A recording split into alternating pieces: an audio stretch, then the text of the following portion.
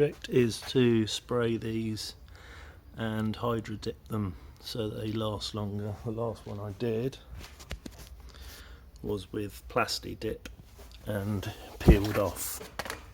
So this time we've sanded it down, put some plastic primer down, and we're going to put some black on and then redo it again in the Hulk, and then we'll just see how it goes. So this is the first stage of putting the plastic primer on.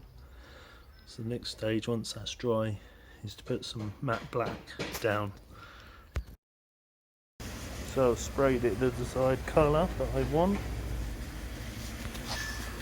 I'm just boiling up the water in the urn, putting it in my tank, and then the next job I cut some of the desired pattern that I want to produce. So that will go on to the water,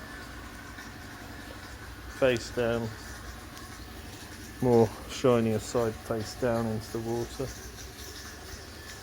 and then once the water's boiled I can then pour it into there, lay it down, and then spray it with my activator and see how that goes. I'm just pouring the last bit of hot water into the bucket.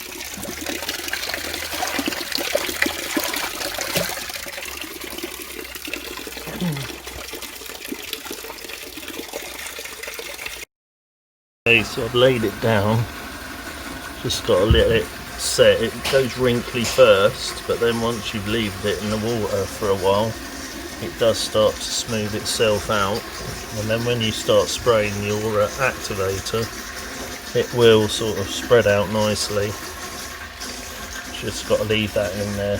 Here we go, it's starting to go down now, so leave that in there for about 2 minutes, and then we can start to spray the activator.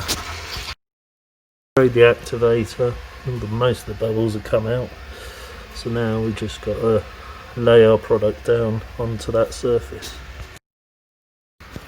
A tip is to just use gaffer tape. It holds the film more securely, and obviously it's a little bit heavier, so it just holds it down nicer. So just wait for that bubble to come out, and then we can put our activator on again. Done one side, so now take the other side off. So when we put it on there, because obviously that's too long to go into that bucket and you can't really get a good clearing, so I've done one side. Now I'm going to do the other side. This one I missed a bit because I started using the this stuff, masking tape, but it's better using the actual proper stuff. So this gaffer tape is better for using, so it holds it together more easier. This is for the second part of that front plenum bit, so we're going to see what this comes out like. Last bit now to finish off.